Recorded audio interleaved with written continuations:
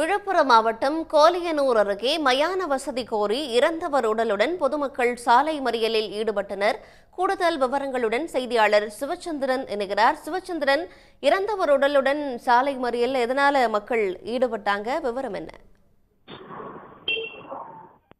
மாவட்டம் கோலியனூர் அருகே உள்ளது பனங்குப்பம் கிராமம். இந்த கிராமத்துல பாத்தீங்கன்னா 200க்கும் மேற்பட்ட குடும்பத்தினர் வசித்து வராங்க.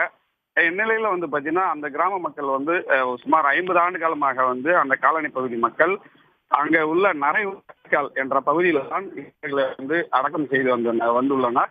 ஆனால் அங்கு தற்போது போதுமான இடம் இல்லை என்று கூறப்படுகிறது. இந்நிலையில் அதே ஊரை சேர்ந்த தனிநபர் ஒருவரிடம் அரசாங்கம் அந்த இடுகாடு, அதாவது மயானத்திற்கான இடம் வாங்கியுள்ளது. ஆனால் அவருக்கு குறிப்பிட்ட நேரத்தில் பணம் செலுத்தாத காரணத்தினால் அங்கு மயானத்தில் யாரும் இறந்தவர்களை அடக்கம் செய்வதற்கு அனுமதிக்க முடியாது என்று கூறியதனால் இன்று ஒருவர் ஓய்வு பெற்ற ஆசிரியர் அந்த கிராமத்தில் இறந்துள்ளார்.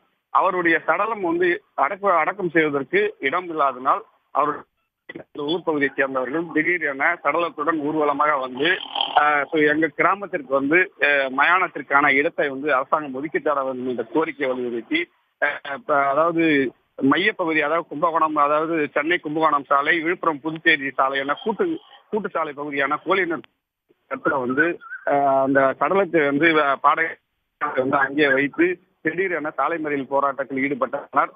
பின்னர் அங்கு சம்பவத்திற்கு வந்த தகவல் அறிவித்த வளவனூர் போலீசார் மற்றும் வருவாய்த்துறையினர் பேச்சுவார்த்தை நடத்தி தற்காலிகமாக தற்போது அடக்கம் செய்வதற்கு முறுக்கீடு செய்வதாக உறுதியளிக்கும் பேரில் தற்போது போராட்டத்தை கைவிட்டு சடலத்தை எடுத்து செல்லும் காட்சியை நாம் பார்த்துக் கொண்டிருக்கிறோம்.